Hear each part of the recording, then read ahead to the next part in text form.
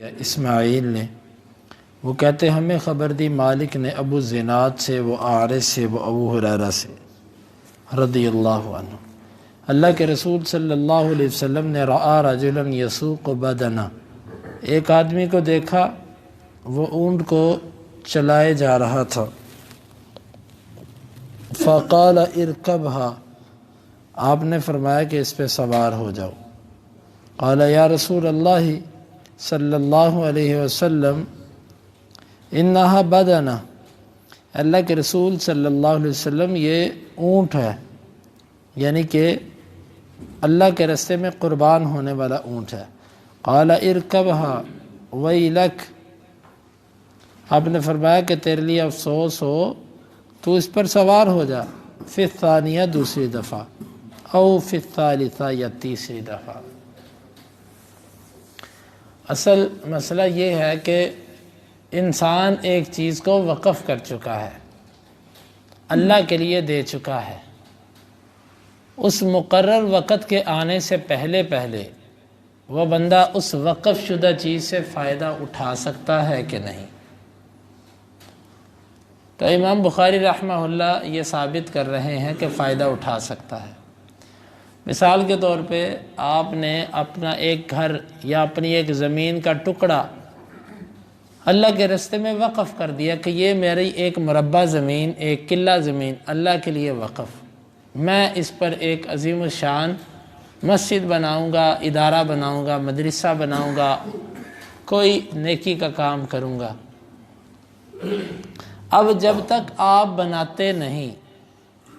یا آپ کے پاس پیسے فوری طور پر میسر نہیں، وسائل آپ کے پاس فوری نہیں ہے، یا آپ نے ایک منصوبہ رکھا ہے اتنے سال بعد میں نے یہ کام کرنا ہے، کیا جب آپ نے وقف کیا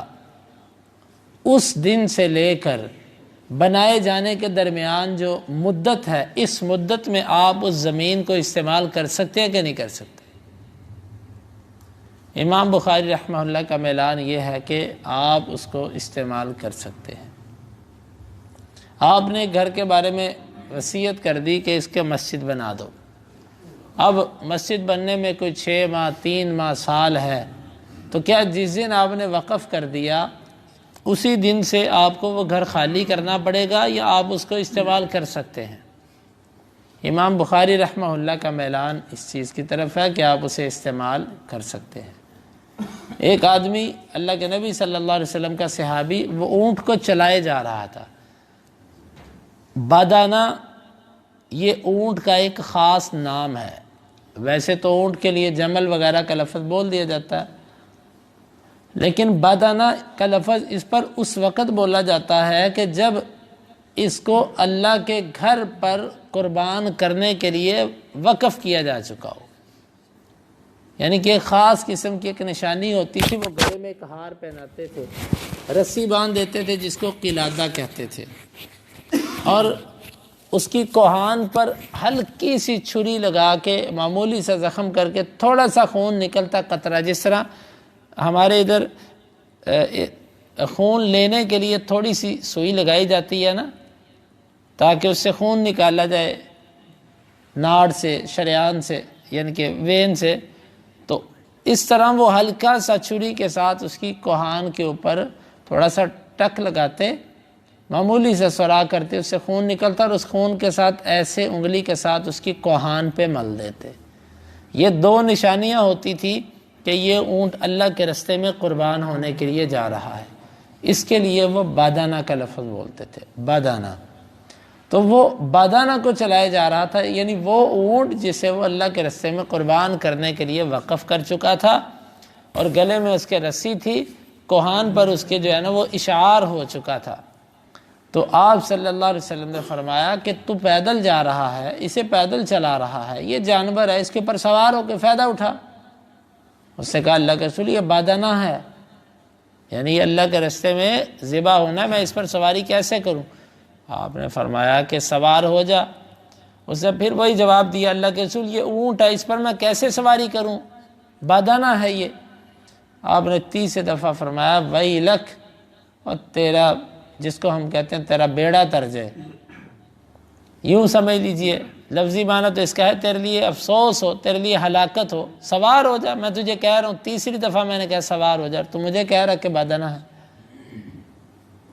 تو مطلب اس سے کیا نکلا کہ وہ جانور جسے وہ اللہ کے راستے میں قربان کرنے کے لیے وقف کر چکا تھا، اس کو وہ استعمال کر سکتا ہے جب تک وقت نہیں آتا۔ ایک بندہ وہ جانور نے اس نے ایک اللہ کے راستے میں جانور ذبح کرنا ہے، اور وہ جانور دودھ دینے والا ہے، اس وقت تک اس سے دودھ وہ پی سکتا ہے، کوئی حرج نہیں۔ اسی طرح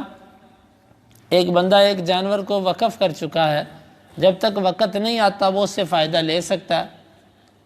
ہل چلانے کے لیے اپنے بیل وغیرہ استعمال کر سکتا ہے، اپنے اور کام پہ اس کو استعمال کر سکتا ہے، تو اس میں کوئی حرج نہیں۔ یعنی کہ امام بخاری رحمہ اللہ کی بات کا مقصد یہ ہے، ایک چیز آپ وقف کر چکے ہیں اور وقف کیے جانے کا وقت ابھی نہیں آیا، وہ جگہ نہیں آئی، تو کیا اس کے آنے سے پہلے پہلے آپ اس چیز کو استعمال کر سکتے ہیں؟ کر سکتے ہیں۔ تو یہ ہے، اس مسئلے میں کچھ مزید تفاصیل ہیں، وہ انشاءاللہ العزیز کل کے درس میں۔ اللہ رب العالمین سے دعا ہے اللہ تعالی ہمیں یہ احادیث سمجھنے کی اور ان کے تقاضوں کو پورا کرنے کی توفیق عطا فرمائے۔ اللہم انفعنا بما علمتنا وعلمنا ما ينفعنا وزدنا علما وآخر دعوانا ان الحمد للہ رب العالمین۔ 2755